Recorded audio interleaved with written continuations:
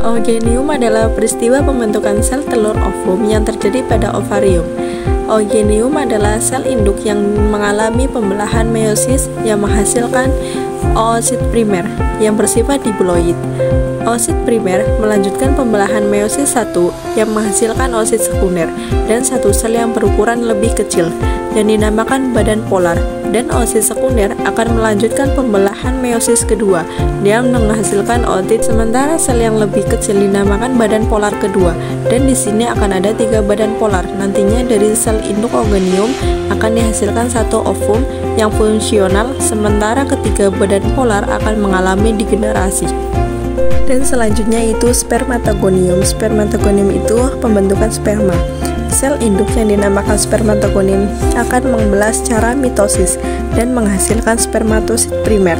Spermatosit primer akan mengalami pembelahan meiosis 1 yang menghasilkan spermatosit sekunder, dan spermatosit sekunder akan berlanjut mengalami pembelahan ke meiosis kedua yang menghasilkan spermatid.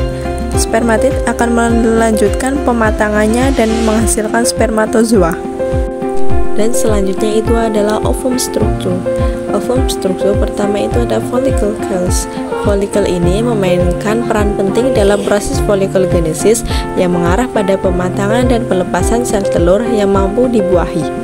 Dan selanjutnya ada corona radiata. Corona radiata adalah kumpulan serat proyeksi yang menghubungkan korteks otak dengan batang otak melalui kapsul internal.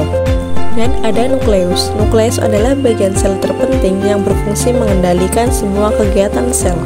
Dan selanjutnya adalah zona pellucida. Zona pellucida adalah lapisan transparan yang mengelilingi sel telur ovum pada semua spesies mamalia. Dan selanjutnya adalah perivitellin space, adalah ruang yang berada di antara zona pellucida dan membran sel telur yang telah dibuahi. Dan selanjutnya ada sitoplasma. Sitoplasma itu cairan yang berada di dalam sel mengelilingi inti sel. Dan ada petylene membran, adalah selubung transparan yang membungkus kuning telur dan memisahkannya dari putih telur. Dan ada plasma membran, yaitu selaput tipis yang melapisi seluruh permukaan luar sel dan memisahkannya luar sel dan memisahkannya bagian dalam sel dari lingkungan luar. Dan yang terakhir itu ada nukleus. Nukleus adalah anak inti, merupakan bagian dari nukleus yang terletak di sebelah dalam dari nukleus. Dan selanjutnya itu ada sperma. Sperma ini dibagi menjadi 3 bagian. Yang pertama ada kepala, badan, dan ekor. Dan yang pertama yang pada bagian kepala itu ada akrosom, adalah organel sel yang terdapat pada sperma yang berfungsi untuk membantu sperma menembus sel telur dan mencapai pembuahan. Dan di bagian kepala juga ada nukleus, adalah organel terbesar dalam sel yang berfungsi sebagai pusat komando untuk mengatur seluruh aktivitas sel. Dan selanjutnya ada proximal centrole, adalah penghubung ekor dan kepala sperma, mengendalikan detak sperma, membentuk sitoplekton, zigot setelah fertilisasi.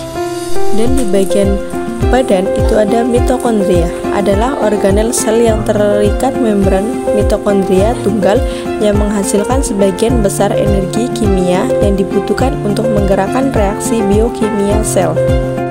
Dan yang terakhir itu ada plasma membran di bagian ekor.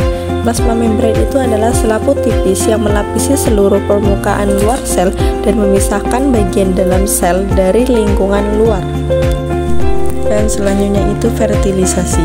Fertilisasi itu merupakan proses peleburan fusi antara sel telur ovum dan sel sperma. Proses ini terjadi di dalam saluran telur tuba Fallopi. Dan di sini ada indung telur. Indung telur itu menghasilkan sel telur dan hormon seperti estrogen dan progesteron. Dan selanjutnya ada sel telur. Sel telur adalah sel reproduksi wanita yang dihasilkan oleh indung telur akan mengalami pembuahan. Pada pembuahan hari ke-1 itu menghasilkan sel tunggal, dan pada hari kedua itu menghasilkan 2 sel. Pada pembuahan hari ketiga akan menghasilkan 4 sel, dan pada pembuahan hari keempat itu menghasilkan 16 sel yang dinamakan morula. Morula itu tahap awal perkembangan embrio. Dan selanjutnya itu pada hari kelima, blastocista tahap awal. Dan pada hari ke-6 dan 7, blastocotista tahap akhir. Blastosis itu tahap akhir perkembangan embrio. Dan pada hari 8 dan 9, embrio mulai implantasi. Embrio itu adalah tahapan awal perkembangan sel telur oleh sperma. Dan di bagian sini ada lapisan dalam rahim, yaitu lapisan yang melapisi dinding rahim menjadi tempat implantasi embrio setelah pembuahan. Dan ini ada rahim. Rahim itu tempat perkembangannya janin setelah fertilisasi. Dan selanjutnya itu ada sitoplasma ovum, yaitu proses pembuahan yang terjadi di saluran telur. Yang pertama ada sel folikel, yaitu sel-sel yang membentuk lapisan di sekitar sel telur dan ovarium. Dan selanjutnya ada enzim dalam akrosom, yaitu sel yang membentuk ketika sel dihancurkan dan organel tertentu dipisahkan. Dan ada membran plasma ovum, yaitu lapisan tipis yang mengelilingi ovum setelah zona pelusida. Dan ada zona pelusida. Zona pelusida itu lapisan glikoprotein yang mengelilingi sel telur pada mamalia.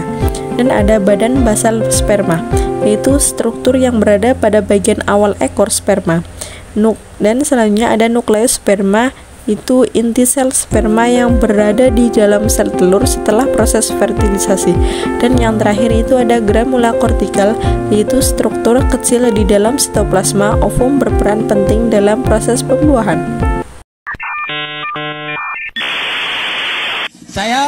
Wassalamualaikum bro.